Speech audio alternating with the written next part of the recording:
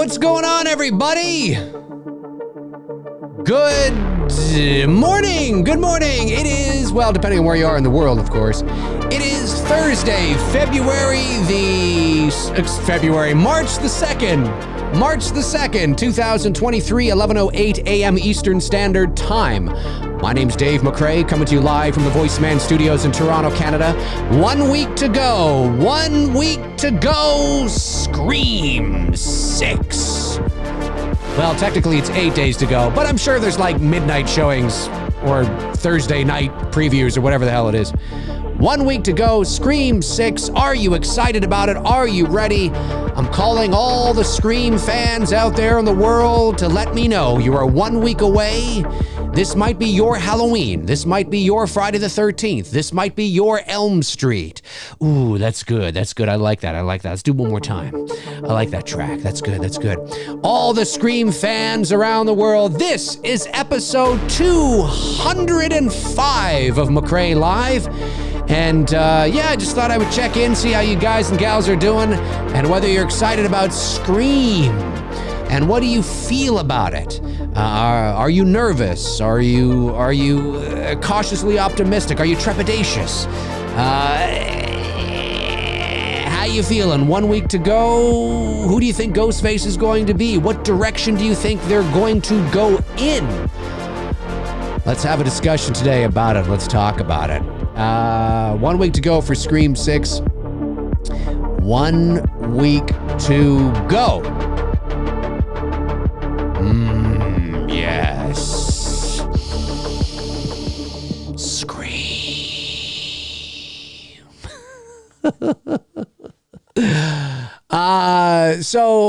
Hey everybody, what's going on? 1 week to go, Scream 6. I'm kind of like, this will probably be the last, well, no, it will be. I mean, unless something massively significant drops between now and next week. But this will be the last sort of Scream video I do, at least until, when the movie comes out. Now, again, I'm not a review channel, so it's not like as soon as the movie's out, there's going to be a review on my channel. That's not how we operate here, in case you're new. I don't know when I'm going to see Scream 6, to be honest with you. I don't know. but certainly we can talk about it here on the channel. And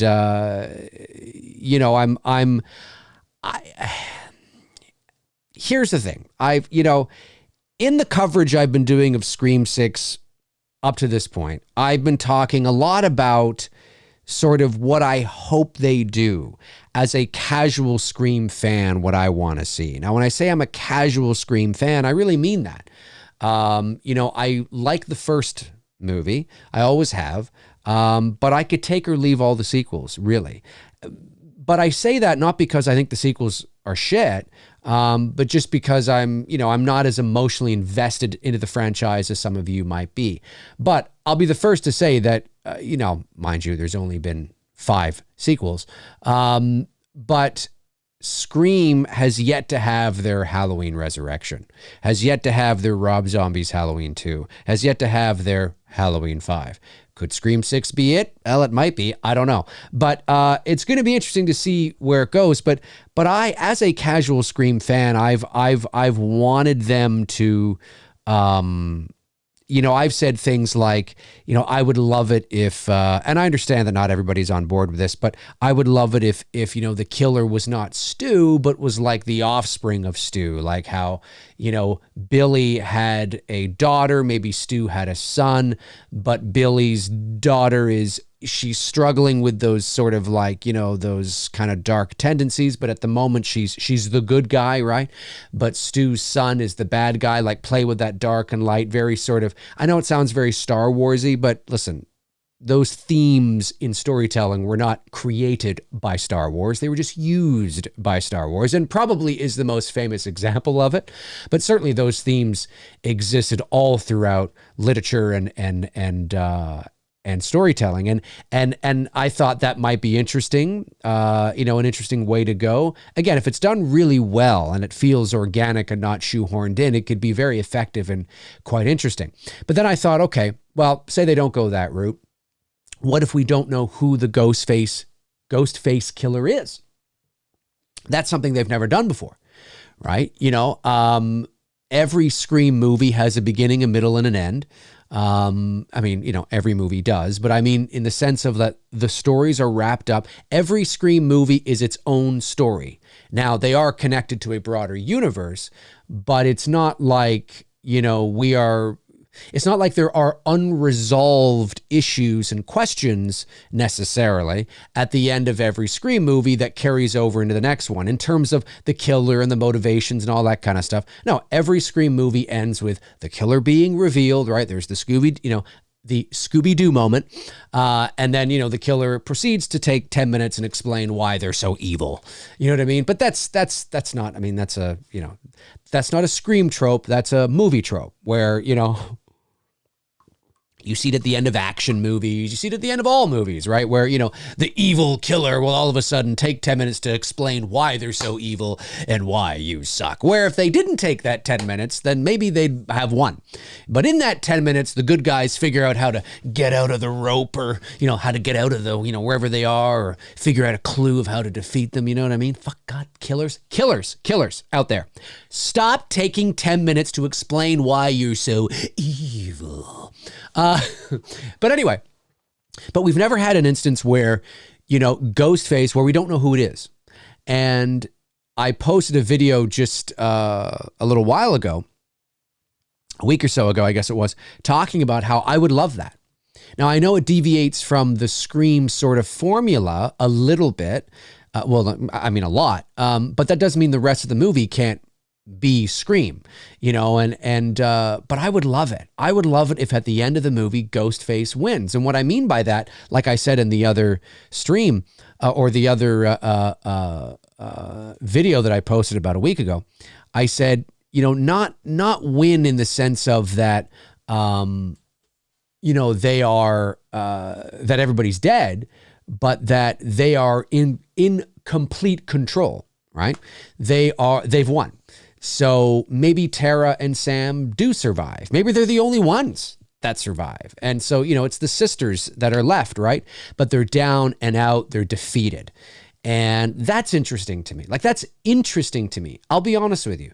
Maybe I'm not qualified to speak about this in this way, but I don't think that's the right word.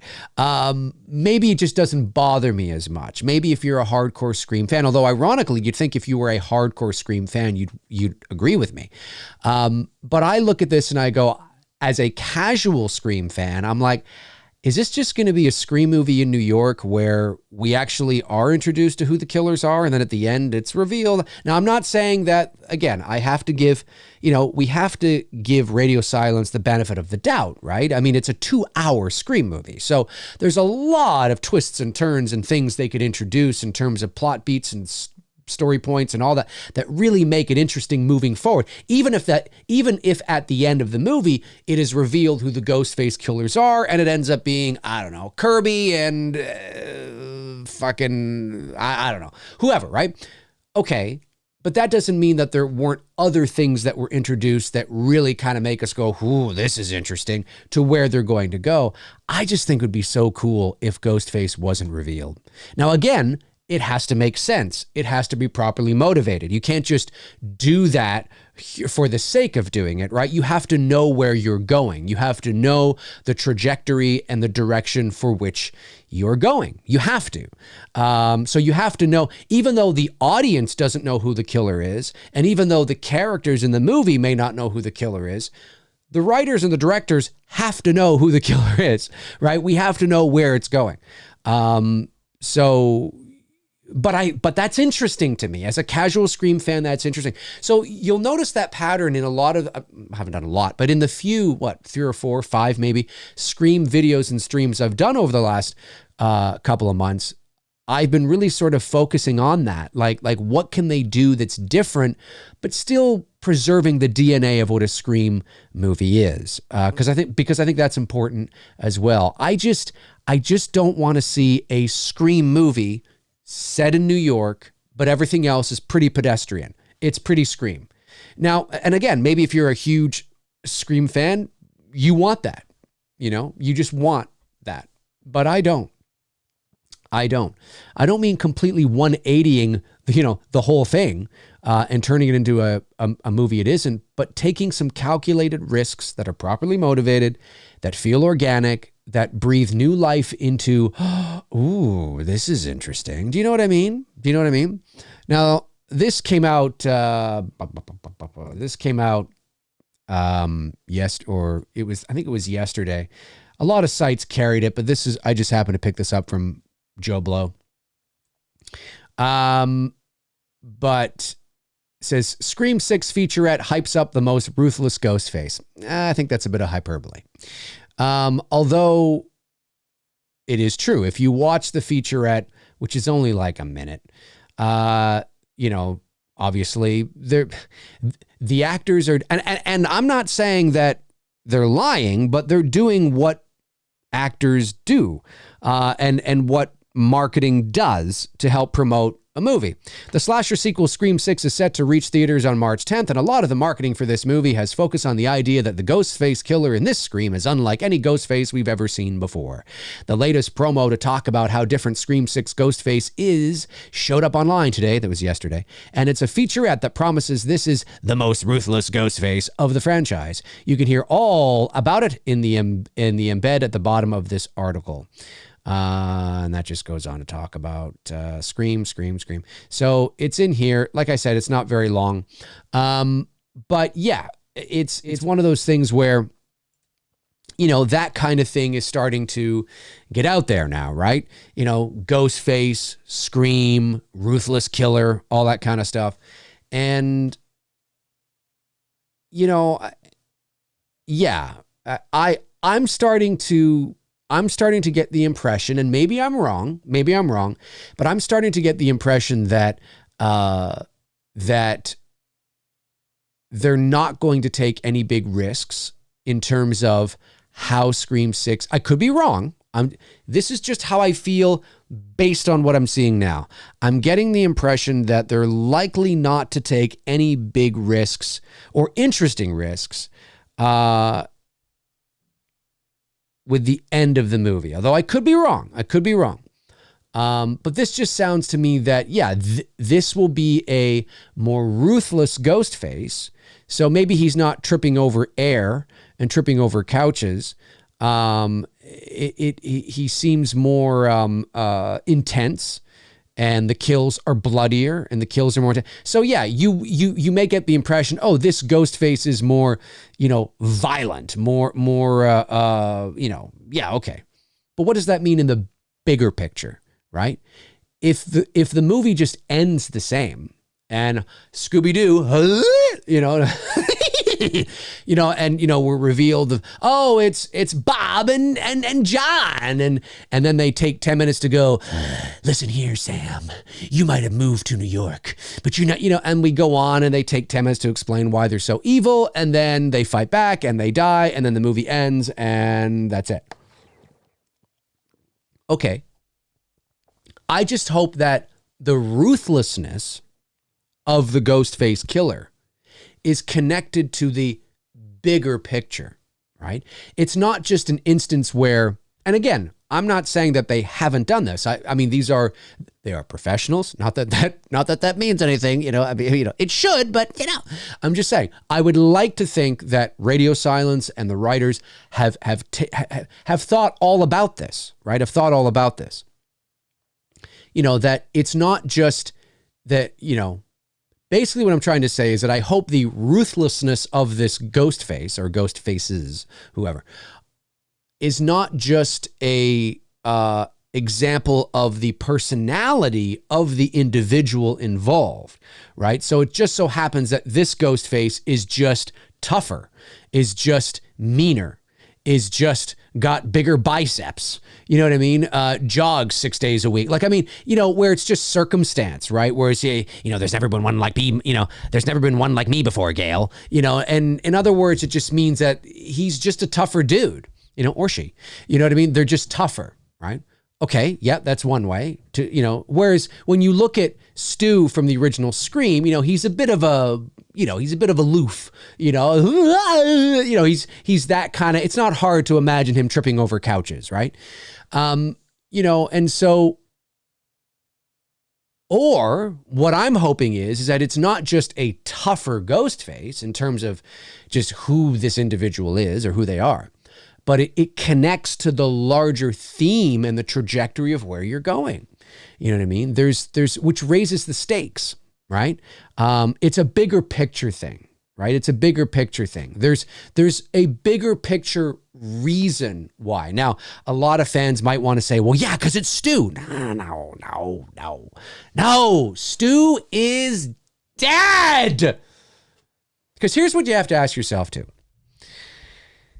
I understand there's a lot of people who want Stu to come back, but they want Stu to come back for nostalgia. Now, that doesn't mean you could not, and I know all about Scream 3. Well, they were going to have Stu. I get all that. I'm just saying, as of right now in 2023, I do not believe the vast majority of fans have really thought this through. They want Stu to come back because of nostalgia, because not that they're thinking about this consciously, but they kind of, you know, it's like, Stu, oh, that'd be cool. It's that moment. You're like, oh, that's Stu. He's an OG.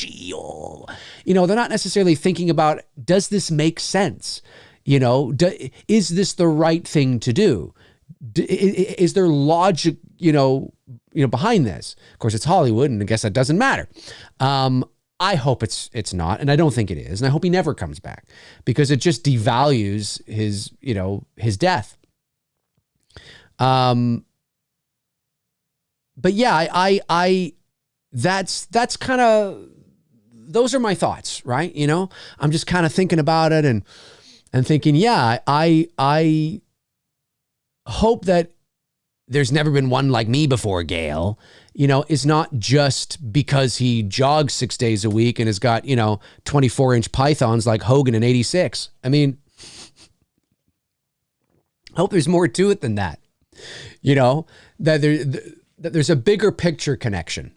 Not Stu, but I mean like a bigger picture sort of, you know, thing of why, you know what I mean? Like for example, because maybe, you know, there is a cult of ghost faces or you know, it's more personal, you know, like I said, Stu's kid or some, like there's something, I'm not saying that's it, but there's something of a bigger picture thing. And I think it would be great if it just ended on a cliffhanger and we didn't know who Ghostface was. They're not going to do it, but I really wish they would, because that would shock the audience. Now that, you know, when you have Ghostface standing above all the carnage and all you have left is Sam and Tara, who are down and out, bloodied, beaten, sweaty, just lying there. You know what I'm saying? And Ghostface has won, right? You have your empire strikes back. That's when you go, oh, wow, okay, this really is different. You know what I'm saying? So that's what I'm hoping for. But I don't think I'm going to get it, because I just don't think they're going to want to take that risk, because, you know, part of the DNA of Scream is that it's a whodunit. And at the end of whodunits, you're supposed to find out who did it. And if you don't find out who did it at the end of Scream 6, then it does break tradition. But I think it's a worthy break as long as everything else feels, smells, tastes, and looks like a Scream movie. You know, just breathe new life into it. That's what I'm hoping, but I just don't think we're going to get it. I don't know how far they want to go. See, that's the thing too, is that what does it mean moving forward? I guess we'll know after we see it, but what does it mean moving forward for, like, where is this going? Is this a trilogy they have planned? Do we know that at all? Do we know if there's some sort of trilogy that's planned, or are they just kind of taking it one movie at a time, which is probably the best thing to do, one movie at a time and sort of seeing where it goes? I mean, if this does well, which it likely will, we'll likely get a Scream 7, and then, what does that all mean, right? And I've the more I think about it, the more I this is the most difficult thing to introduce. I think narratively, it's the most difficult thing to introduce and have make sense. And I think it's the most difficult thing to introduce to get fans on board, to sell it, to really sell it and to have them believe that this is a good idea. But I talked about this a couple of years ago when it was first announced they were moving into production on Scream 5. I had said, and I know I'm not the only one that thinks this is worth at least exploring, which is the idea that there really is a Ghostface out there. Because right now there is no one singular Ghostface. He's just a symbol. And I love how every movie talks like it is one guy, this time Ghostface is back. And it's like, no, it's not. It's a different Ghostface. It's not the same. It's, well, Ghostface is just getting stronger. What do you mean Ghostface is getting stronger? It's a different guy. You know what I'm saying? Anyways, but I've often thought how interesting it might be if there really is a guy who's been pulling the strings from, the shadows. And the voice you hear on the phone, Roger Jackson, he actually is somebody. Now, I'm not saying you have to cast Roger Jackson necessarily, but there really is somebody. And those little voice changers that you see, them trying to pretend, they come up with a reason why it's not the same thing or whatever it is. And maybe you bring back Sydney, and Sydney, at the end of it all, it is a face-off between Sydney and the real ghost. Maybe not the one who did the kill, but you have a Manson type of situation, right? Where Charles Manson, which I totally don't believe that he didn't kill. Now, he wasn't there for the Sharon Tate murders, yes. But do I think that Charles Manson probably killed somebody in his life? Probably. But it's that kind of thing, right? He's sort of just pulling the strings from behind, and Sydney maybe meets the real Ghostface. Again, much harder sell, to have it all make sense, to have it connect to all the movies, to be able to justify the believability where the audience is like, every question can be answered. But what about, and no, they have an answer for it, right? They're no, it's this, and this. Everything makes sense. It's all connected and all that kind of stuff. Again, that's a tougher sell, to be able to not only sell to the audience, of course, that this is the right thing to do and it totally makes sense, but also to find that path where it canonically connects and it makes sense canonically. It's a tougher thing to do. So I don't think they're ever going to do that. I think the idea is that Ghostface is always somebody else and it's always somebody different on the same voice changer. Okay. But those things, right? Those three ideas that I've talked about here today are things that, I think are all worth exploring, just to kind of, because if every Scream, is it just going to be the same thing? I know they're setting it in. See, this is why it's interesting, because the probability of the movie ending with a Scooby-Doo, reveal, and there's nothing wrong with that. That's the formula, is highly likely. Because that's what Scream movies are. They're whodunits, and at the end of the whodunits, you're supposed to find out who done it, who did it, right? Okay. Well, that means that, they know this. They have to know this, that this 2 hours is really important. Because if the movie's going to end how every Scream movie always ends, then the journey has to take us and set us up for something different in the future. And I don't mean different like complete, 180, but raise new stakes, raise new questions, introduce new ideas that make the audience, that make us excited for the trajectory of the franchise. Because if it's just a Scream movie set in New York, I don't think that's good enough. Yes, like I said, you can play with, alleyways and fire escapes and subways and the streets and Times Square. There's all sorts of different, locations that you can utilize in this New York sandbox. And that's great. And that's cool, because now you're taken to the big city, and absolutely. And I think that's awesome. But if it's just another Scream movie in New York, I don't know, man. I mean, how do you guys feel about that?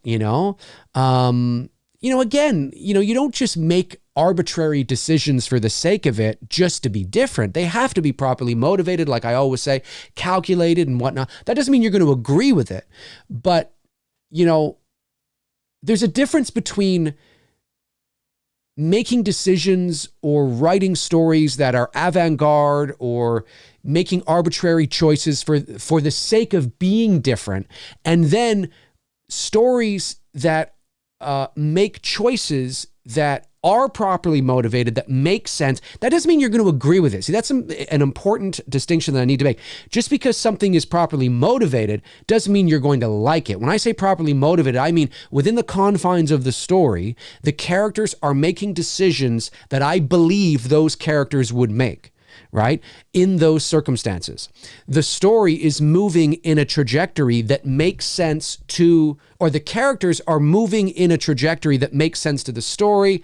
Things make sense. That doesn't mean you're going to like where they're going, but at least, you sit back and you go, well, I don't agree with the decisions, but it's very clear that the decisions make sense. They knew what they wanted to do. They know where they're going with it. I just don't agree with it. Okay, fair, but I can't knock them for what the fuck was that kind of thing, because it makes sense, right? That's kind of, what I'm talking about.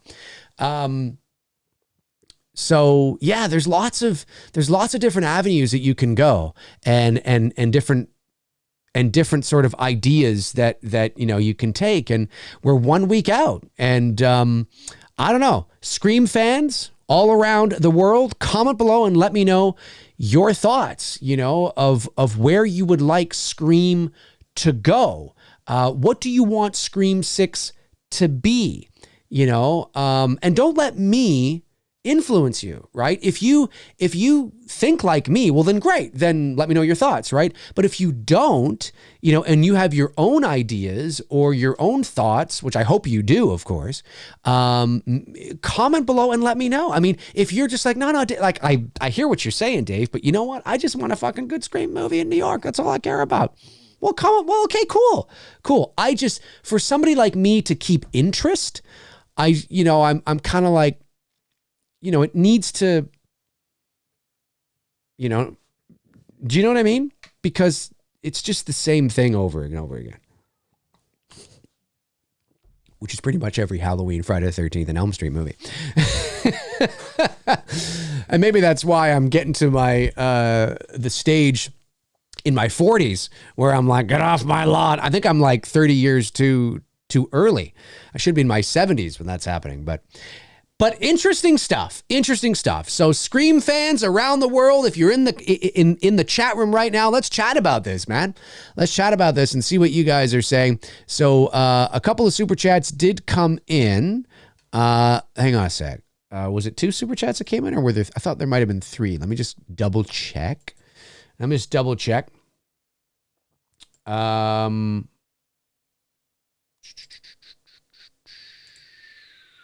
No, just 2. Okay, good. Yeah, 1 week to go, folks. 1 week to go. So all you Scream 6 fans out there, comment below and let me know your thoughts. Are you excited? Are you nervous? Are you cautiously optimistic?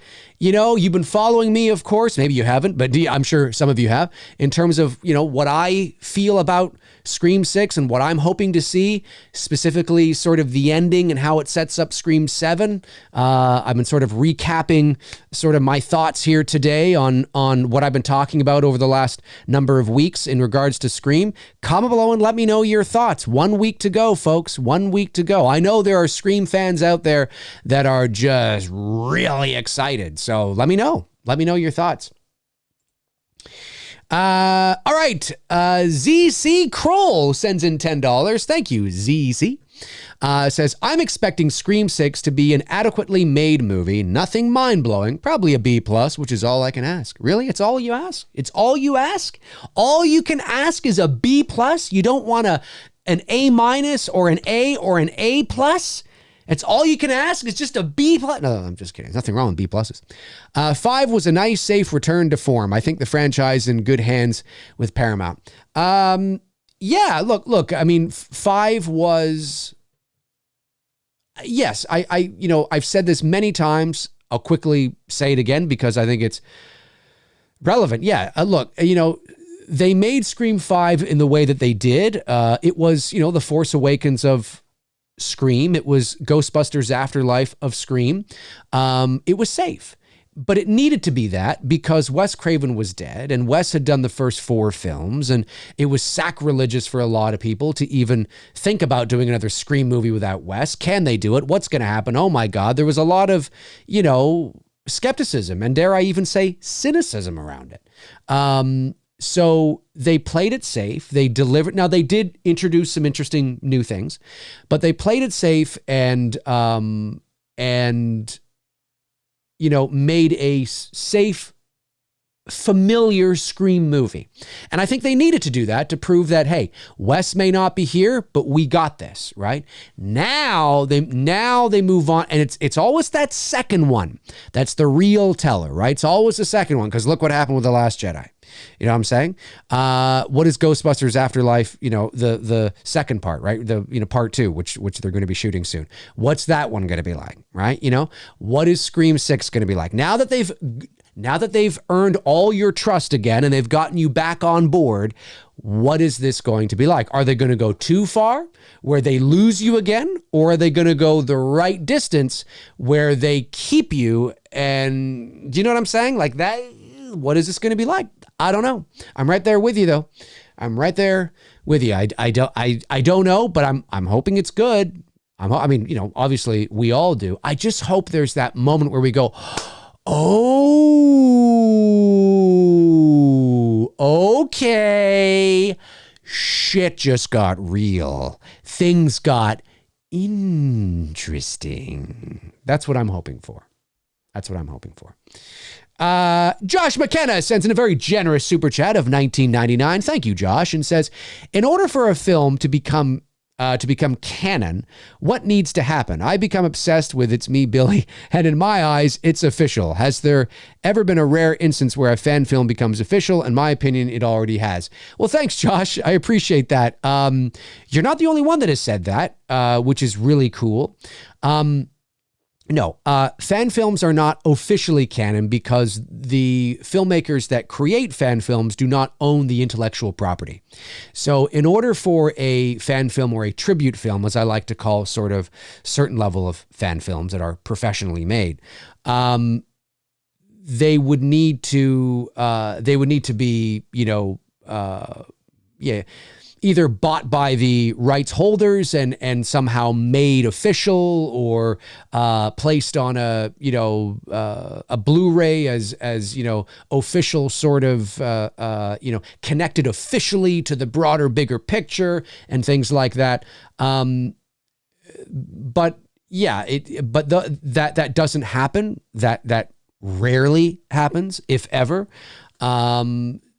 because again, we don't own the intellectual property. So anytime there are articles that are written about, the Black Christmas franchise or doing ranking videos, or, even when it comes to Friday the 13th and all that kind of stuff,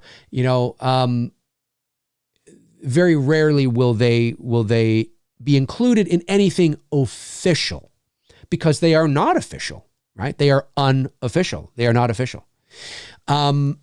What's cool about what has happened with It's Me, Billy, and, with Vincent DeSantis' Never Hike Alone, is that because we are filmmakers and because we hired the right people and we were able to raise a significant amount of money and make a real movie, they look like real movies and they play out like real films, because they are. Even though they're fan films, they are professionally made through and through, top to bottom. They're low budget indie films. And so there's a production value that is there that really, if you're into Friday the 13th, or if you're a big fan of Black Christmas or whatever, right? The illusion is like, it's a fan film. You're like, this feels like this is a real movie. So it's easier for fans then to, in their own minds, say, you know what, to me, this is canon. To me, this is canon, because it because you could walk into a room and see it playing on Prime or Hulu or Netflix, and you wouldn't, bat an eye, because the production value is professional, right? So it helps to create that illusion and helps fans to, in their own minds, go, oh, you know what? This is canon to me. It's totally canon, because you could watch this movie and then watch that. I mean, you could watch Friday the 13th, 6, and then watch Never Hike Alone, and you wouldn't, it feels like it lives in the same universe and world. So that's cool. And that's all we could ask for. Obviously we would love to be able to be officially canon on some level, but at the very least, it's for the fans. And, to your point, Josh, and I know Vince, well, I know this for a fact because I've seen it. But I know that, there have been Black Christmas fans that have reached out to me and said, listen, I know that it's not officially canon and it's an unofficial sequel, but to me, this is it. This is the sequel to the original. Now, that also could be easier too, because there's never been a sequel to the original Black Christmas, right? They've had 2 remakes, but never a sequel. So there's not a lot to compare it to, right? That is one of the best compliments that we've ever gotten. And of course, the story's not done, right? It's Me, Billy Chapter 2 begins crowdfunding on May the 1st. Shameless plug, I know, but hey, you know what? It's my channel. There's nothing shameless about it. So, and that will end the story, right? That will be the ending of the whole thing. And that's really cool. But yeah, to be officially canon, you have to be officially recognized by the people that own the intellectual property. And, that's easier said than done. It's easier said than done. Maybe I'm a bit biased, but there's no doubt in my mind that our film, It's Me, Billy, and when we get to make It's Me, Billy Chapter 2, there's no doubt in my mind that those 2 films can sit comfortably on a shelf next to the original, 100%. No issues there whatsoever. But unfortunately, unless the intellectual property owners come along and say, hey, we love this. This is great. We either want to just take what you have here, put it together, throw it on a special features re-release of Black Christmas or something like that in 8K in 5 years or something. I don't know. Or say, hey, we really love this as a concept piece. You know what? We want to use this as the template to now go out and, do an official sequel that we can release in theaters and all that kind of stuff, what have you.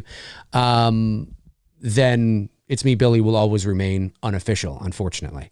But it's cool because I've seen articles that have mentioned it. Even Wikipedia mentions it. Not that, it's self-edited, but I didn't add that. Somebody did, right? And it's there, and it's become part of the Black Christmas mythology and lore, which is really cool. So even though it's not official, because in the way that we went about it and delivered a professionally produced indie horror unofficial sequel, it has become part of the lore and the mythology of Black Christmas, which is really cool.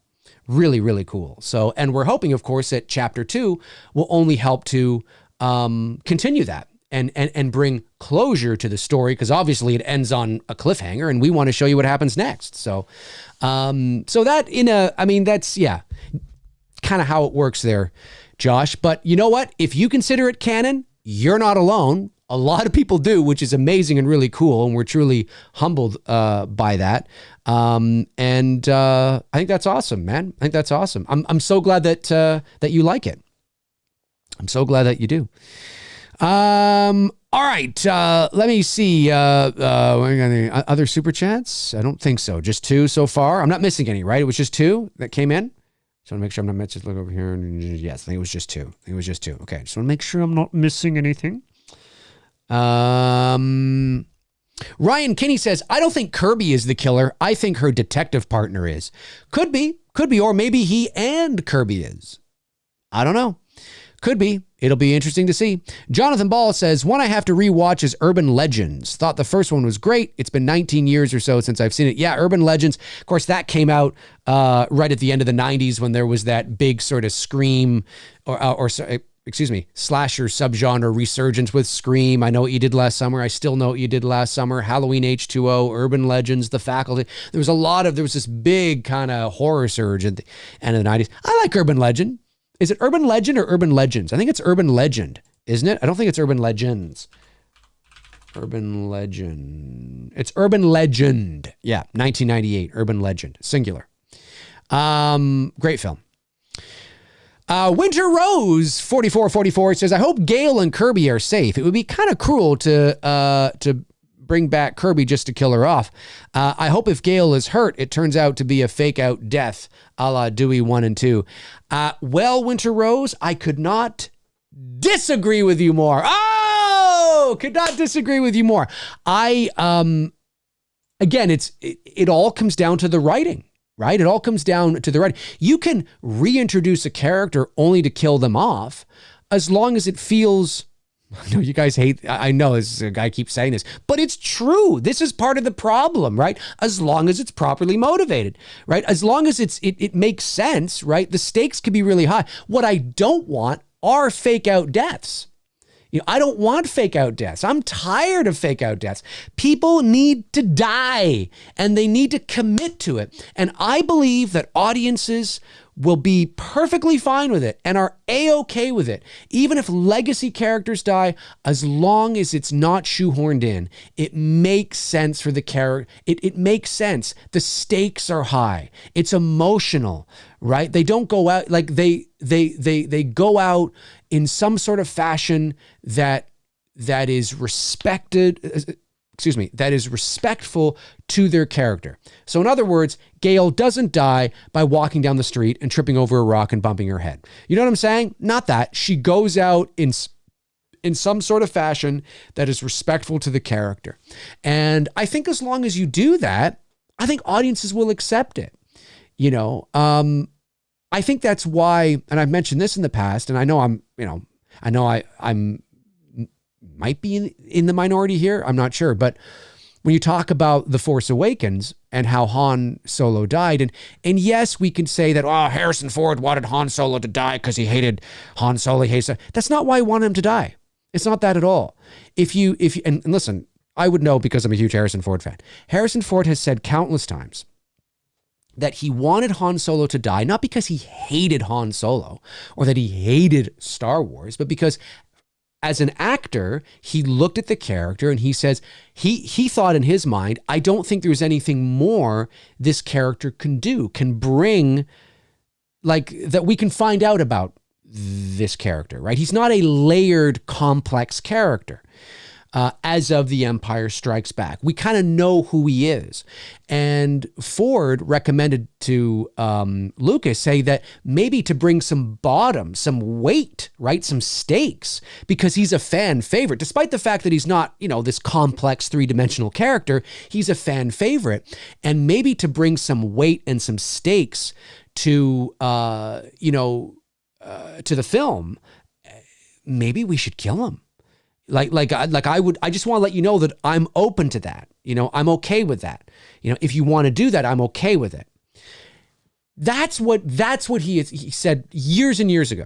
And Ford famously said, whether this is 100% true or not, he famously said that Lucas said no because there's no money in dead Han Solo toys. In terms of, obviously you want to keep him around because of merchandising, right? I'm sure the truth is somewhere in the middle. And so of course, he came back. And then when The Force Awakens came around, I think Harrison Ford saw an opportunity, not because he hated Star Wars, not because he hated Han Solo, not at all. It's about character. And Harrison Ford, who's a real professional, saw an opportunity to kill his character, to bring bottom and weight and stakes to the story, which it did. I mean, whether you like The Force Awakens or not, when you look at that moment, here you have a father with his estranged son. He's Kylo Ren. He's like the baddest motherfucker in the galaxy at this time. He wants to be like his grandfather. And that moment between the two, Solo feels guilt because of the neglect. He feels guilt because he's thinking, you know what? If it wasn't for me, maybe he would be okay. He wouldn't be this Kylo Ren. His name is actually Kylo Ren. But his name is Ben. But he wouldn't be like this evil guy. And, he feels a lot of guilt, right? And then you have the other side where Kylo Ren is lying to his father, saying things like, I know what I need to do, but I don't know if I have the strength to do it. Kylo Ren means, I know I need to kill your fucking ass in order to prove to Snoke that I can be the baddest motherfucker in the galaxy like my grandfather Darth Vader, but I don't know if I have the strength to kill you. But that's not what Han Solo thinks he means. Han Solo thinks in that moment, as they're facing off on the bridge, Han Solo thinks he means that I don't know if I have the strength to come with you, Dad, and to let go of this darkness. It's so great. The writing in that moment is great because there's the dichotomy is fascinating. Watching one character say something that the other character thinks they mean, which isn't true. One character thinks they mean, like it's back and forth, right? And then when it comes, then he holds out like the lightsaber, tricks his father right through oh my God, like and then falling from the white light turns red, which is very symbolic. The cinematic language there is great. And Han Solo falls from the evil light, the red light, into the white light below. The symbolism there is great. It's a great scene. But of course, a lot of fans just go, no, Han Solo died. No, he didn't just die. Look at it. Look at the layers. Look at the storytelling, the writing of what they were trying. It means something. It means something, right? By the way, I'm not yelling at you. I'm not yelling at you, Winter Rose. I'm just getting, how I get. I'm getting all passionate. So I believe that it's really important that when you go to kill legacy characters, if you do, that you do it in a way that honors and is respectful. That doesn't mean you're going to like what happens, right? I didn't like that Han Solo died. Fuck, he killed his son. What the fuck? I didn't like that. But from a storytelling writing perspective, it's good writing. You know what I mean? It's not just like Han Solo walked out onto the bridge and went, and slipped and fell to his death. I mean, that would be dog shit. That'd be like, what? What's that? What does that mean? You know what I'm saying? There was a lot of stakes and weight around it. And I think when it comes to Scream, or any legacy character, whether you're killing off Laurie Strode, which they didn't, whether you're going to kill off Heather Langenkamp, which who knows if they'll ever get that, whether you're going to kill off Gail or Sydney, it's gotta mean something. The stakes have to mean something. Sacrificing yourself to save somebody else, or whatever the case is. So I'm somebody that is okay with legacy characters dying. I think there's a high probability that Gail will die in this movie, just based on that Dewey died in 5, maybe Gail goes in 6, maybe Sydney goes in 7. Do you know what I mean? Just kind of sort of patterns we've seen in the past with other properties. It wouldn't surprise me. But again, in my opinion, it's not that Gail goes, it's how she goes. How does it serve the story? And if you're mad and upset and you're crying and you're like, oh my God, then that's awesome, because they did their job. Nobody's going to cry if Gail just suddenly, you're not going to be crying, you're going to be angry, right? But if you're emotionally, like if you're feeling it, then I'm all for it. When Han Solo died in The Force Awakens, I was like, all right, he's gone. Han fucking Solo. God damn it, you fucking bastard, Ben. You felt it because of everything that was surrounding it. If Han Solo had just died of old age or something, you'd be like, well, that's kind of lame. You know what I'm saying? Winter Rose, you're fine. Okay, good, guys. Just want to make sure. I was getting passionate there. I was just getting passionate. You know how I get passionate. You know how I get passionate. It wasn't directly at you. I was on fire. But to be fair, you're not alone, because there's a lot of people that feel that way too, right? Oh, I don't know, man. I don't know. I think maybe, and I don't want to speak for you, but I think maybe part of the reason why and again, I don't want to put words in your mouth, but why a lot of people might feel that, I don't know, it's because 9 times out of 10, they don't necessarily do it properly, right? It does feel shoehorned in, or it doesn't feel earned, right? It feels kind of just like, well, we want to kill this character, so we'll just do it. You know what I mean? I think if more stories figured out ways to respect legacy characters, and and that doesn't mean that legacy character, that, you know, they all have to die. And just because you're a legacy character that's coming back doesn't mean in and of itself that you should die. I just mean that if in the story you want to give weight and stakes and bottom to the story, then I wish more. I think if more writers really thought about it, I think more fans would be open to it. Because it really is like, you know, it can pack an emotional punch. It can pack an emotional punch. All right. D Brown says, the movie is giving me Halloween Kills vibes. Ooh, interesting. I haven't gotten that. They should probably kill everyone and leave 1 or 2 just alive, but do it right where we actually feel the characters. Yeah, I think, yeah, you're kind of saying, you know, what I'm saying there too. Yeah, I haven't gotten Halloween Kills vibes, but I'm not quite sure what you mean. I mean, I know what you mean, but I'm not quite sure what's giving you that vibe. I haven't got that. Cody Snyder, one of my great mods, says, how is Vader the biggest badass when Yoda's out there? Because he's taller? Well, Yoda is, well, certainly when Yoda is in the original trilogy, Yoda's not quite the, you know, aforementioned badass that he was in the prequels. Maybe in the prequels, sure. But when it comes time to, you know, be the, you know, at the height of the Empire, I would say that other than the Emperor, I would say that Darth Vader, of course, is the baddest motherfucker in the galaxy. So Yoda, by the time we get to Empire, he's an old man, you know, and he's not quite, you know, he's been fucking hibernating for like 30 years. So, you know, he's lost a bit of his touch. Although he did get the X-Wing out of the swamp. He still got it. Robert Thidov says, Dave, do you think maybe we see Nev Campbell at the end of Scream 6 or Scream 7 and this whole contract money dispute was staged? No, I don't think so. Well, I mean, I think it's entirely possible that you may see her in Scream 7. Yes, I think that's possible. But in Scream 6, no, I don't think so. I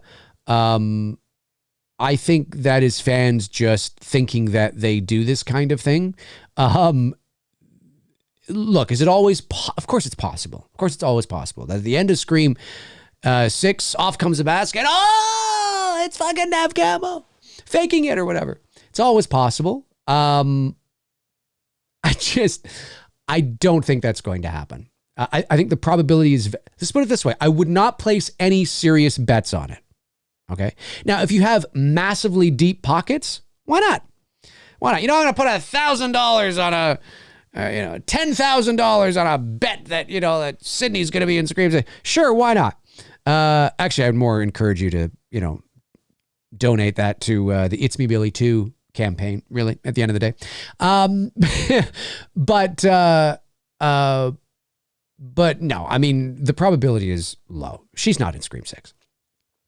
Scream 7, we'll see. We'll see if the bridges that have been burned stay burned. I don't know. And again, what the trajectory of I think that's what I'm most interested in is, like, okay, to be fair, I've only seen Scream 5 once. Okay. So forgive me, but was there anything in Scream 5 that led you, that told you that the next chapter was going to be in New York? Like at the end of the movie, did they say like, oh, I got to go to college now and it's in New York, or I'm getting the fuck out of here, we're moving to New York? Did they say anything like that or anything? I don't know if they, I don't think they did. So I'm going to refer to my Scream heads here in the chat room. Did they say anything like that? Was there anything in Scream 5 that would lead you to know and understand where the story was going in terms of the setting, New York, Kirby coming back, all that stuff? Was there anything like that? Probably not, because they didn't know if Scream 5 was going to be a success. I'm just waiting for somebody in the chat room here to let me know. Nope. Winter Rose says nope. Okay, I'm going to trust Winter Rose. She seems like a big Scream fan. Evil Alex says nope, they didn't. Okay. All right. So that's good, because that they were kind of playing the Halloween 18 route where, I mean, look, yes, I know you hear Nick Castle's breathing at the end of the credits, but you could have ended Halloween 18 where it was, and it just would have been like, great, that's a nice little kind of legacy sequel. Michael Myers died in the fire, blah, blah, blah, blah, boom, right? But they played it that way because they weren't sure how well it was going to do. That becomes the highest grossing slasher in motion picture history, so obviously they continue. Scream 5, didn't quite know, so we'll do a familiar Scream movie, wrap it up at the end, kind of, you know, a nice little line like, am I going to be all right eventually? That's kind of nice. Like that right there is sort of that passing of the torch between Sydney and Sam. Am I going to be okay eventually? There it is. That's the passing of the torch. There it is.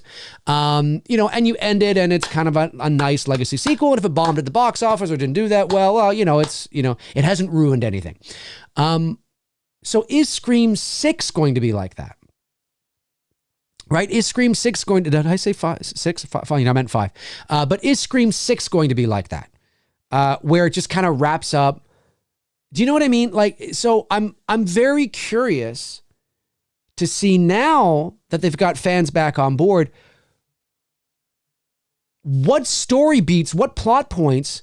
Like, it's not just Ghostface running around New York for 2 hours, you know, and then trying to figure out different interesting, at least I hope it's not, and I don't believe it is. These are smart directors. They're smart filmmakers. I just don't want to see 2 hours of Ghostface in New York situations. That's cool, but what are the stakes? What does it mean? What's the bigger picture? That's what I'm most interested in. And I don't know if I could convince the studio, but if I was directing the movie, if I was writing or co-writing it, like I would honestly, I would have a meeting with Paramount, and I would say, look, you know, let's end it on a cliffhanger, something we've never done before. You know, they probably wouldn't want to do it because they'd see it as too risky, but then it would be up to me and my team to be able to sell it, you know, in a way that they just can't say no. Because I'm just trying to think of a scenario that, like, what are those stakes going to be? You know, is it going to be another Scream movie where, basically what I'm trying to say is that, is it going to be another Scream movie where the story is just wrapped up in that movie? So there's no lingering threads necessarily, because every Scream movie is like that, right?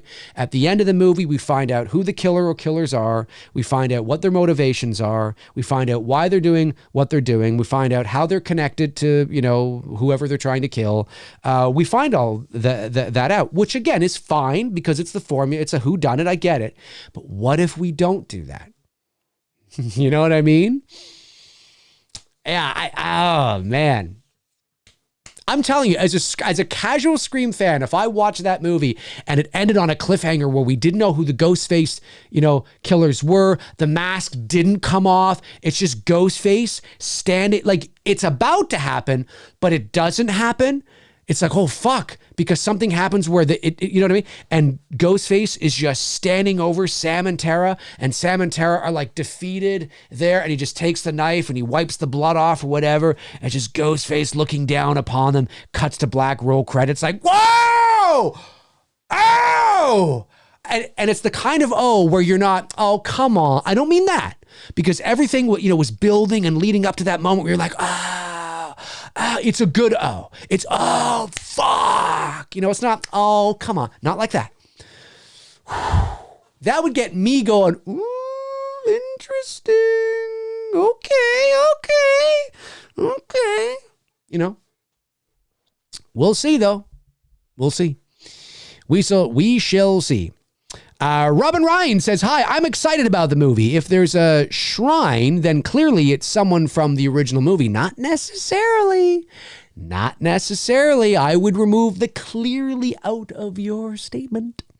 Not necessarily. I mean, this could be, you know, who's to say it isn't Kirby? She's an FBI agent now. Who's to say it isn't her, right? She's got all the Ghostface evidence. She wasn't from the original movie. Maybe you mean from a past movie? Possibly. But that's interesting to me. What does the shrine mean? How does it connect to the larger universe? Where are we going with it? Do you know what I mean? How does it connect? That kind of stuff I am interested in to know, because, and again, I say this full disclosure as a casual Scream fan. Am I going to watch this movie? And it's good. It's fine. And it's a good Scream movie. But does it offer anything new in terms of, ooh, what does this mean? Where are we going now? Again, I don't mean like shoehorning in shit that doesn't feel right. I just mean like actual stuff that gets the audience going, okay, there's some new life in this franchise. I don't know. We'll see. Gary Rangel says, Dave, what subject do you think they're going to be discussing with Scream 6? I mean, they already discussed original sequels, trilogies, remakes, requels. What's next? Well, they might discuss things like new settings when horror movies move to new settings, like how Friday the 13th 8 went out of Crystal Lake. Well, I mean, you know, out of really, it should be Friday the 13th part 8. Jason takes a boat to Manhattan. It's only like the last, 15 minutes of that movie. And it's also Vancouver as well. They did shoot a little bit in, New York, but 90% of New York in Jason Takes Manhattan is Vancouver.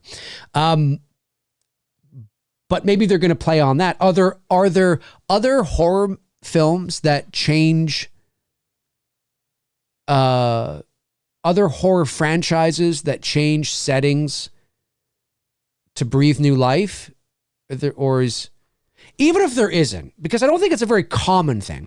And even if it isn't a very common thing, I would be surprised. Let's just put it this way. I would be very surprised if in that 2-hour Scream 6, there isn't some sort of quip, joke, acknowledgement, poster, TV commercial, something about Jason Takes Manhattan.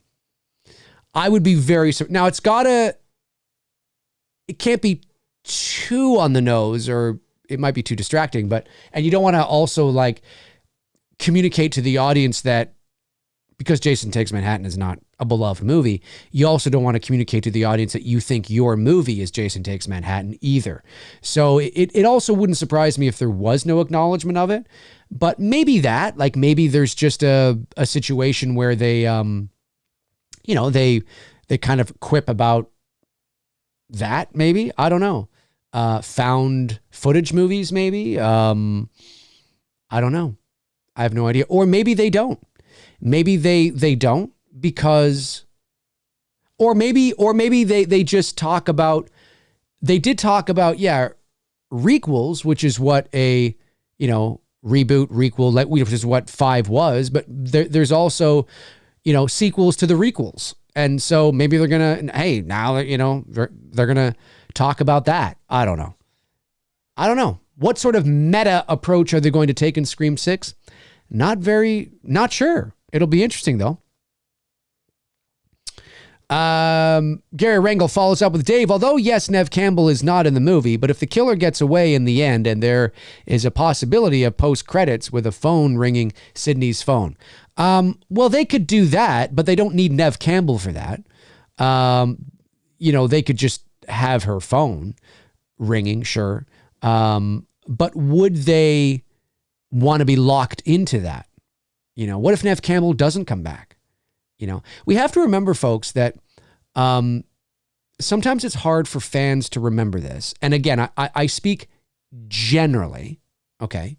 It's not that there aren't actors that are not, that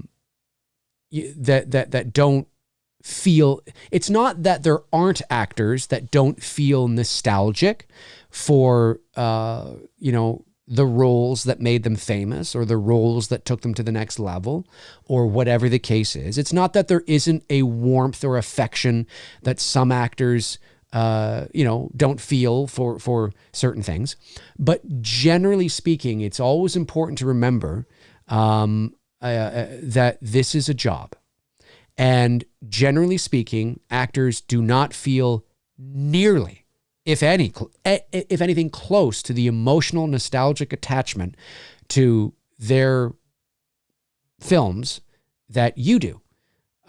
They don't care on the same levels that you do. They don't even know the same information that you do. That's why, in a lot of cases, whether you're at like a Comic-Con or some sort of panel, fans will ask all sorts of, questions. What about this? What was it? And I have no idea what the fuck you're talking about. That was 42 years ago, and because it's a job.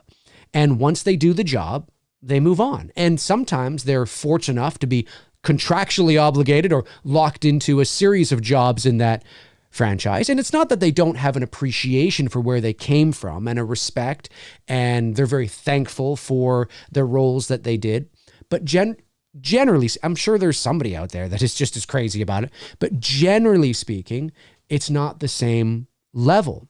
So I don't know if radio silence would want to get locked in to that, because there's no guarantees that Sydney would come back. I mean, would she like to come back? Sure. But she want to get paid. She want to get paid.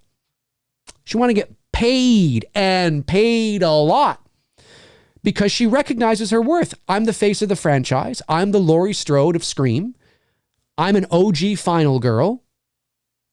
I'm an icon in the horror genre. Pay me, bitch. And pay me a lot. Pay me what Curtis. What the fuck did you get? $5 million? $5 million. What did you give it? $10 million and back end and a producer. $10 million box office producer. Let's do it.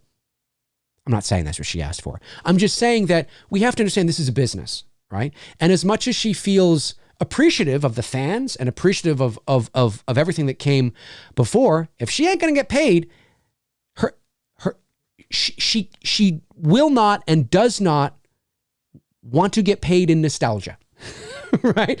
So it's like, that's why I think there's no guarantees that she's going to come back. There's no guarantees that Paramount's going to want to pay her the money she's asking for or whatever it was. Do I think she's worth it?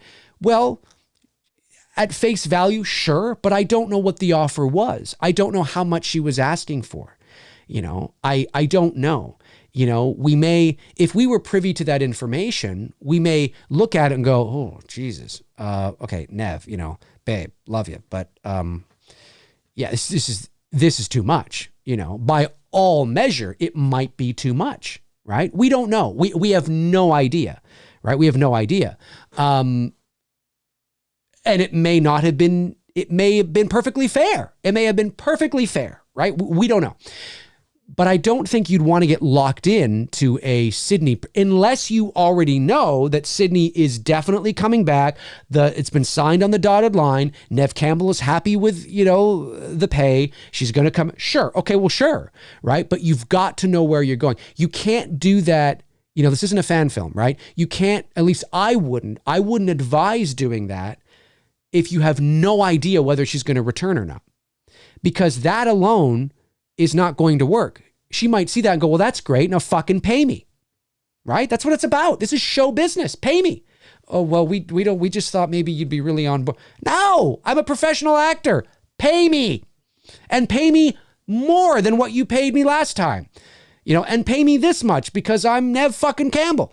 I'm not saying she's saying it like that. I'm just saying that I'm going to the extreme to make a point, right? I'm going to the extreme to make a point. So I wouldn't get locked in on that. I wouldn't get, because now what? Now, what if Sydney says no? What if she's like, no? Well, we're going to pay you a little bit more. Okay, but I wanted this. Well, we can't pay you that. Well, I'm not coming back.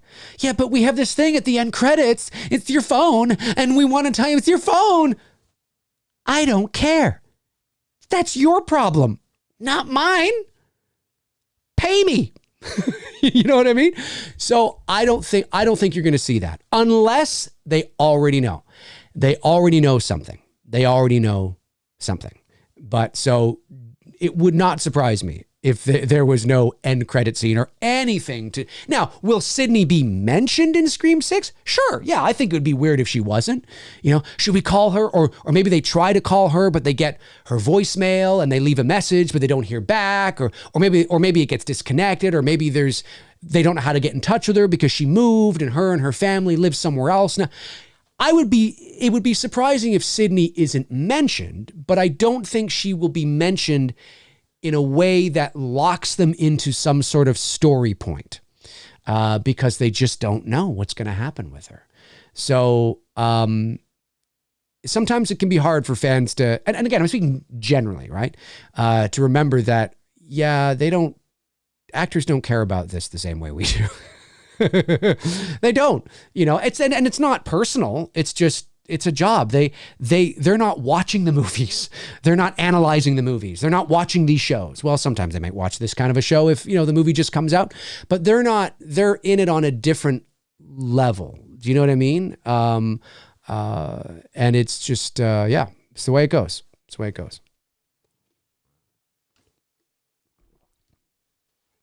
All right, what do we got? Another 20 minutes left in the show today. It's been a good show today.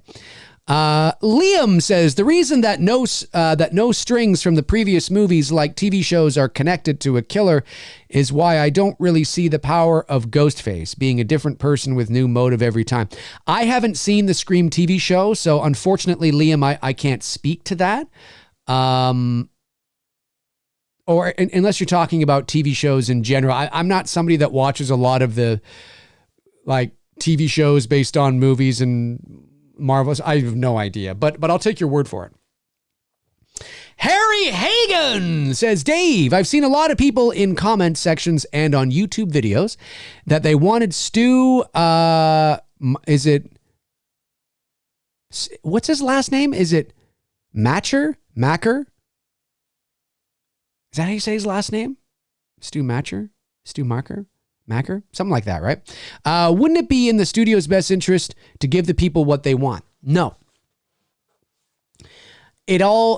Look, I mean, if studios gave fans what they wanted, there'd be a lot of problems and a lot of issues. That doesn't mean that there cannot be instances where it would work, but it's all about story. It's all about story. And we have to leave it up to the filmmaker. And sometimes the filmmakers don't want to do that because they have a better story that they want to tell, right? And sometimes they look at certain things of what fans want, and fans cannot dictate the trajectory of major motion pictures. And I know that people are going to say, but look what happened with the Snyder Cut. I've said it before. I will say it again. It's not that hashtag the release the Snyder Cut did not have an effect, but there was nothing virtuous about releasing it because you had to pay to watch it. Now you may sit there and go, well, yeah, but they still did it. Yeah, they did it. They could have done it 2 years earlier, but they didn't until they saw an opportunity to make money.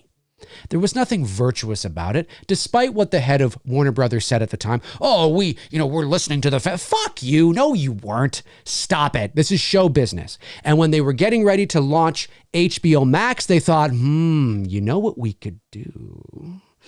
We got all these fucking fans saying, release the Snyder Cut. You know what we could do? We could actually finish the Snyder Cut, release it on HBO Max, and get all these fuckers to sign up for HBO Max to watch it. Now, there's nothing nefarious about that. That's business. That's capitalism. That's business. But if you were truly owed it, right, what would they do? Well, they'd release it for free, right? There's nothing virtuous about the Snyder Cut release, is all I'm trying to say. I just find it fun. It's a win for the fans. Well, yeah, maybe, sort of. A real win would have been, okay, here you go, and just post it on fucking, YouTube for free. There's a win, right? That's not what happened. No, they waited until they could reap the benefits financially, and reap the benefits they did. So there's nothing virtuous about it. But so again, generally speaking, no, fans do not have an effect. You can't follow because generally speaking, fans are fans and they're not filmmakers. They're not writers. They don't understand the complexities of the 3-act structure. They don't understand they just don't understand that kind of stuff. They just want fan service. I want this because it makes me feel nostalgic and this would be cool. Generally speaking, I'm not saying there aren't fans out there that don't understand any of this. I'm just speaking generally. It's bring Stu back. Why? Why not? Yeah, but why? How does it? Where has he been? Well, maybe he's been here and he's been there and nobody. Okay, now how does this person? All these things. They don't think beyond that. Generally, right? They don't think beyond that. They just want Stu to come back. Okay, then what? I don't know. It just would make me feel cool to see him on screen again. Sure, but what does it mean? Where has he been? How did nobody know about it? And are the excuses we're going to come? He was put in the witness protection. He was. What is this? Are we going to buy it? Are we going to believe it? Why did he wait for now to come back? And where do we go from here? And all that kind of stuff. Now, does that mean we can't figure out a story where that works? No, it doesn't mean that. Sure, we could. But I think it's easier to just go, no, he's dead. He's dead. Let's move on. Because why are we bringing him back? Because it makes sense. We're like, oh, it makes sense. Yes. Is that why? No, that's not why. It's not why. Fans want it because it's nostalgic. Because it pulls on their nostalgic heartstrings. Because we're in a time right now where characters are coming back. And sometimes it works and sometimes it doesn't. You know what I mean? And so, yeah, in theory, I get what you're saying, Harry. Hey, give the fans what they want, then we'll make lots of money, right? Look at Spider-Man No Way Home. Holy shit. Or Far From Home. No Way Home. Whatever the last one was. Oh my God, incredible. But I've spoken to a lot of people that have said, yeah, it was great. It was great. But I don't know, okay. It's just a nostalgic cash grab. And this is about making money, but it's also long-term, right? You also want to set up the franchise to be healthy as well.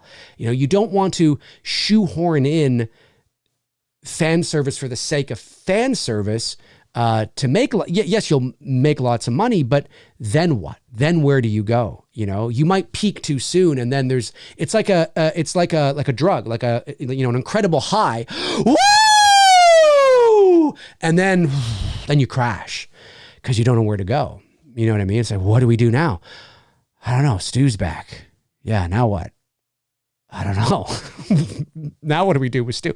And it's not that you can't figure it out, but that high, you might peak too soon. So it's always in the best interest to massage and noodle a story where if it makes sense to do that, that's great, but it's got to make sense.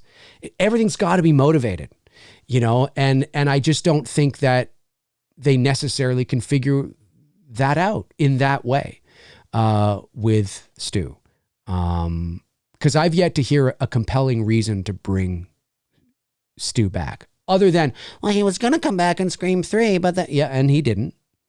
And now it's, it's 23 years later, and I just don't think we need it. He's dead. And it sort of ruins the ending of the first movie to me if he's dead. Now, that doesn't mean he can't have an offspring like Billy did, but to have Stu come back just feels like it just ruins, to me, it kind of softens the ending a bit. But that's me. So that's how I feel about it, right? It's not that, I get what you're saying, and it's not that there couldn't be instances where, doing what the fans want could bring 100%. But we can't make a habit of that. We can't make a habit of it because, there are stories, there are complexities and layers to stories that have to be told, to make it better, to make there has to be cake with the icing and not just icing. You know what I mean? That's how I feel about it anyway. I'm sure there's somebody that's watching going, oh, yeah, Dave. Yeah, Dave McRae. Dave McRae. Eddie Chase sends in a $10 super chat. Thanks, Eddie. Says, if you could self-critique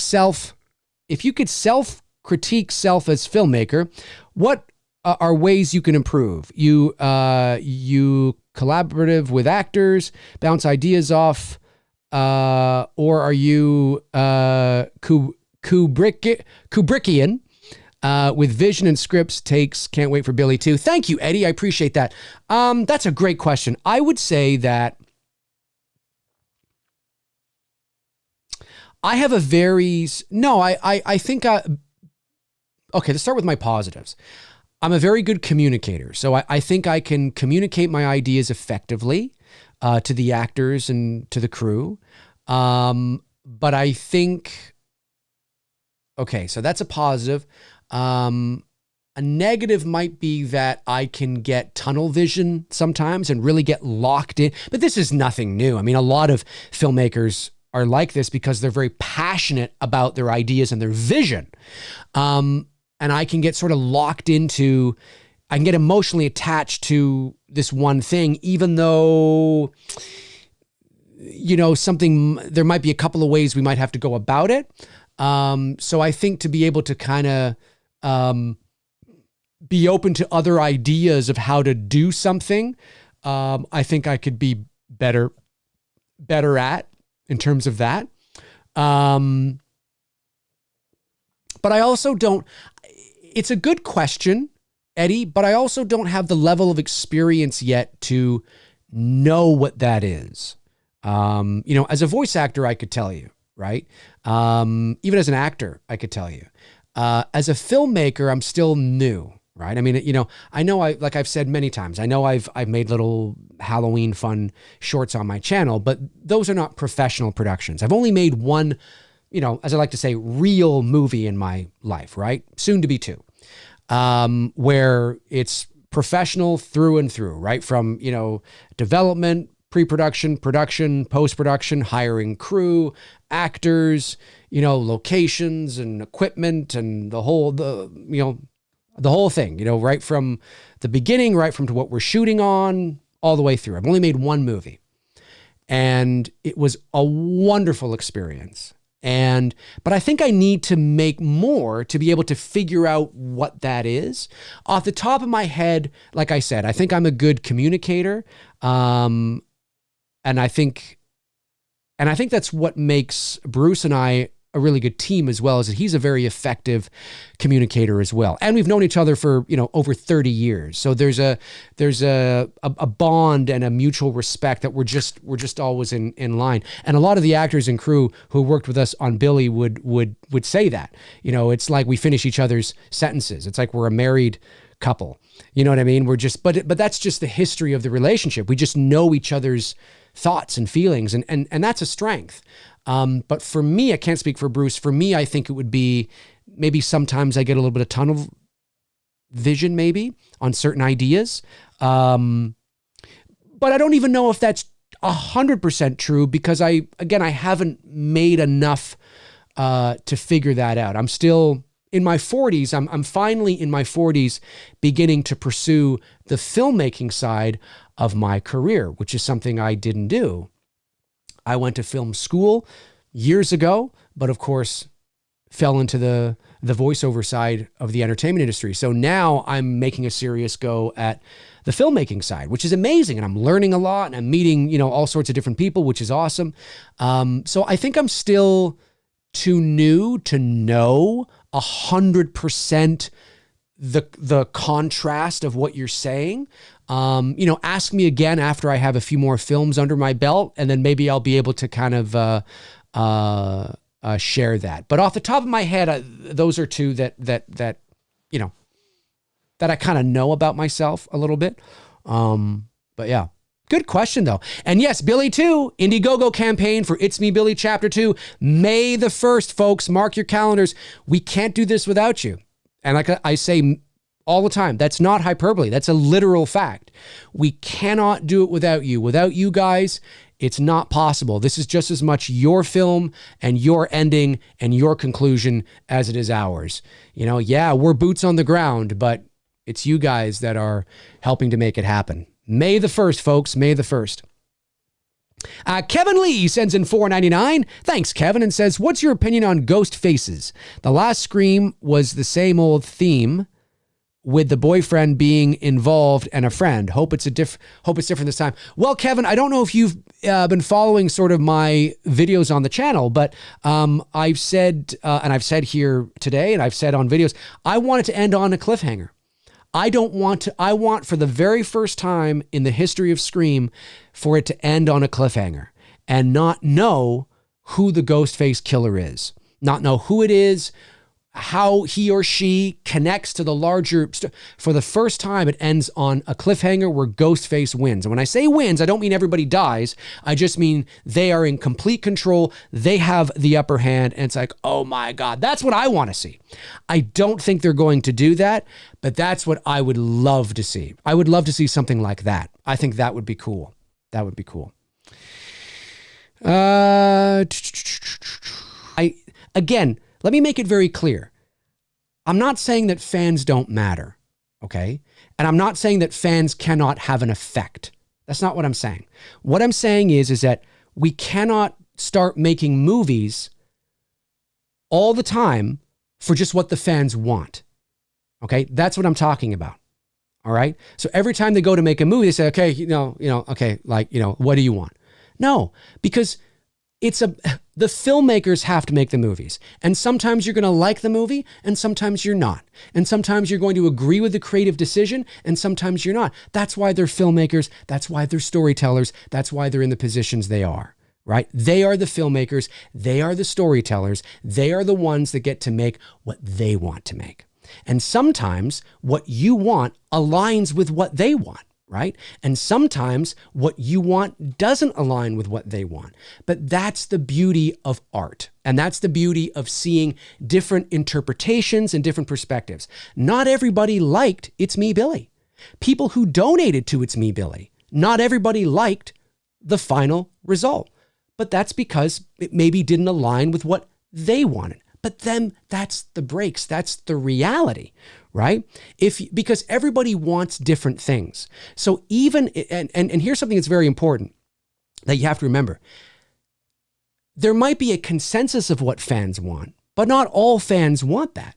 So even if you give fans what they want, you're still going to piss off the other fans that didn't want that. Not everybody wants Stu to come back. There are Scream fans out there, hardcore Scream fans, that don't want Stu to come back either.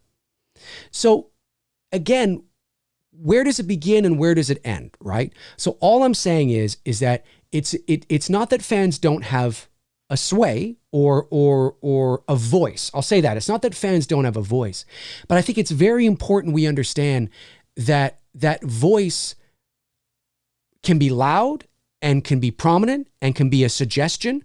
But at the end of the day, we have to let the filmmakers tell the stories they want to tell. We have to let the writers tell the stories they want to tell, the things they're passionate about. That's why they're filmmakers. That's why they're art. They're telling the stories they want to tell, not necessarily the stories you want them to tell, right? You know what I'm saying? So when it comes to It's Me, Billy, you're absolutely right. The fans stepped up, donated their hard-earned money to help make It's Me, Billy possible. But they didn't tell us how to make It's Me, Billy. They didn't tell us what they wanted to see, right? They just believed in us to be able to make and do justice to the Black Christmas franchise, right? And that's what I believe we did, right? But we needed to tell the story we were passionate about. We needed to do the things we were passionate about. Because if we're not passionate about the story or the characters or the direction, then that's going to come through in the writing. It's going to come through in the final product. It's going to come through with the product on screen. Right. So unfortunately, that's just the reality of show business. That's just the reality of filmmaking, is that, that the filmmakers still need to be in control of the ideas and the story and the trajectory and the characters of the films that they are making. And every now and then you're going to get the same idea. Is that because of the fans, voices stood up and said they wanted to see this? Not necessarily. It could also be because sometimes the filmmakers that are making those movies are fans. They're fans too. They love the Scream franchise. And so it's not uncommon for you guys to share similar ideas, right? Do you know what I'm saying? Like, oh, wow, they did that. Was that because they heard us and because our voice? Not necessarily. It could have been because they're fans too and they're thinking the same thing, right? That happens too. But it's always important that we allow the filmmakers to have the creative freedom to express their creative vision, whatever that is. And sometimes you're going to agree with it, and sometimes you're not going to agree with it. There were creative decisions that we made on Billy that people loved and agreed with. There were decisions we made that people didn't agree with. That's just the reality. That's art. Right? You know what I'm saying? And we need to have the creative freedom to be able to express our passions in those ways without having to worry about, well, no, we got to do this. Oh, okay. Well, a lot of fans, like that, but what about all the fans that don't like it? So what about all the fans that don't want Stu to come back? What about all the fans that don't want that to happen? So I'm a fan that's like, I would love it to end on a cliffhanger. Well, what about all the fans that don't want it to end on, a cliffhanger? What about them? Right. So that's what I mean that's what I mean by, yes, fans can have a voice and sometimes they can be really, really loud. And sometimes it can persuade a studio, to maybe do a little something, but it can't be a habit. We cannot make a habit of just listening to the fans, because what fans are you listening to? The loudest fans aren't necessarily the majority of fans. You have to remember that too. Sometimes the loudest, they're just the loudest. They're not necessarily the majority. And how do you measure that? And why are we doing this? Why are we, maneuvering our writing and gearing our writing towards what fans want? But what if it's not what I want? What if it's not what the studio wants? What if it's not what Radio Silence wants? What if it's not what the filmmakers want? What if it's not what the actors want? And they read the script and they go, well, the fans want this. Well, okay, but it's kind of a shitty story. Oh, it doesn't matter. The fans want it. You know what I mean? So that's what I'm talking about. We cannot make a habit of that, because where does it go and where does it end? Right? That's what I'm talking about. So hopefully I've been able to clear that up for you. I'm not saying, Jason, that you as a fan don't matter. Of course you matter. You're a fan. You're passionate. You got ideas, and I think that's awesome. And same with Evil Alex, and same with everybody. I'm a fan too. We're all fans.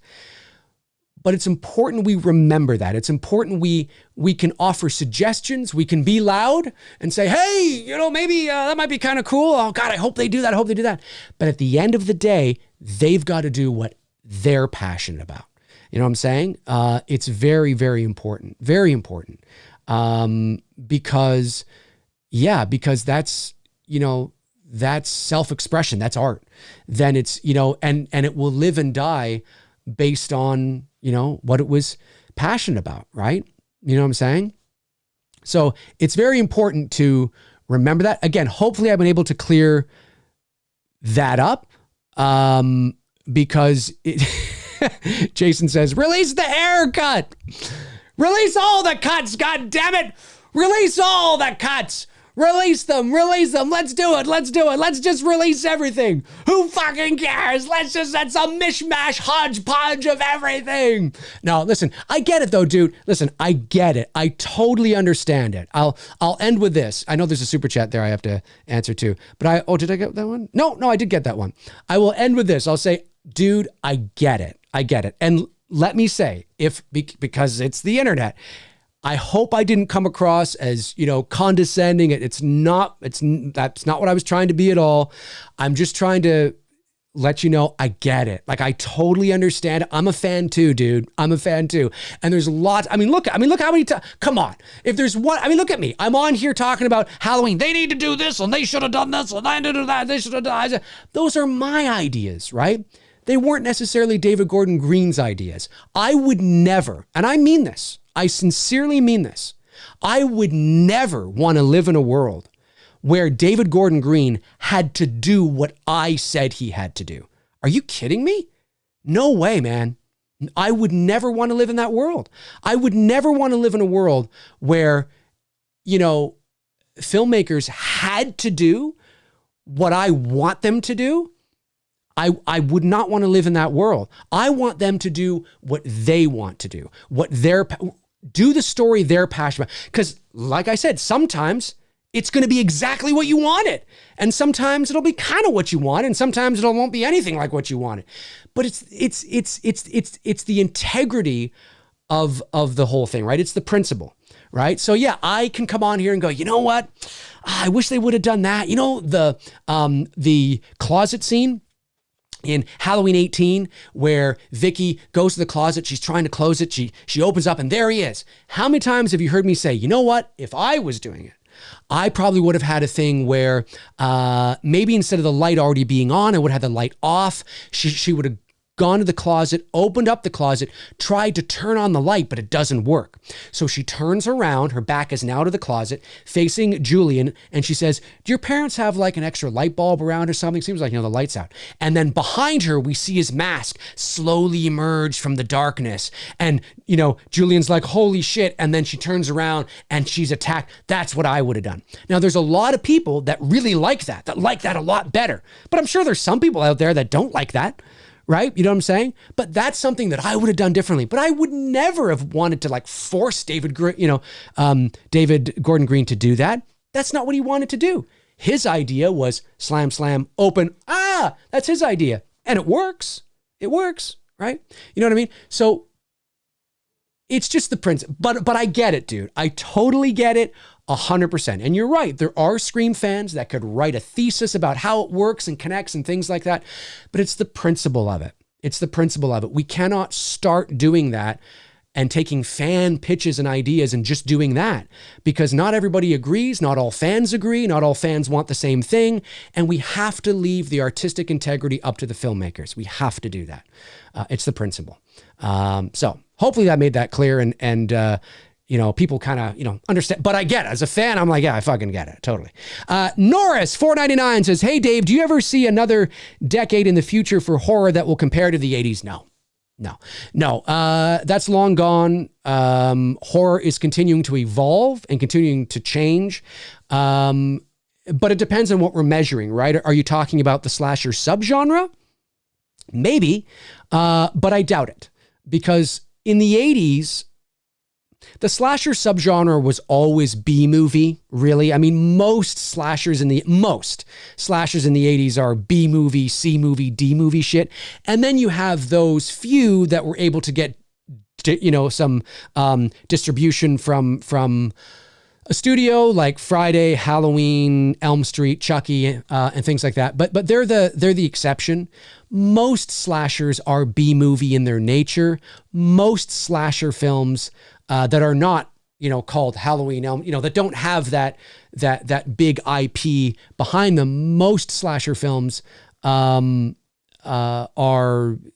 you know, will not see a theater, especially now, you know, with the existence of streaming. So if that's what you're talking about, nah, I don't think so.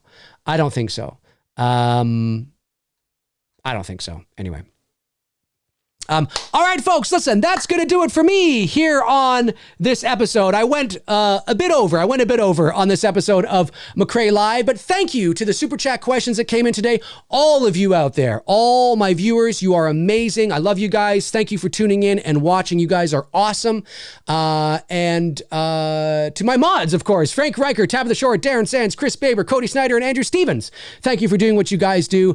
I really appreciate it very much. And yeah, have a great rest of your Thursday. Bruce and I are having a meeting later today, an It's Me Billy Chapter 2 meeting. Guys, we're really excited about this. Like, we are really excited to bring this closure to the It's Me Billy story. May the 1st, folks. May the 1st. And remember, as I've said many times, remember, sometimes it's about a lot of people coming in at a lower, you know,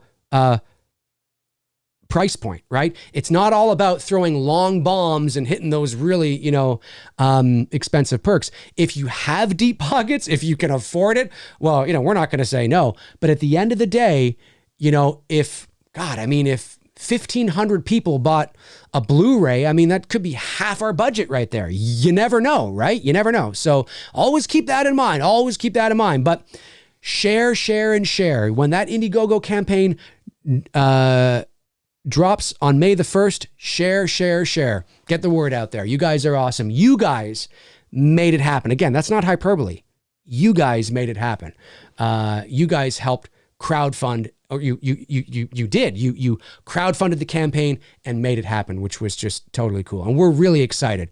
We want to show you what we have in store and complete the story, which is awesome. But May the 1st. But yeah, guys, have a great rest of your Thursday, and I will talk to you all soon. Alrighty, folks. Cheers.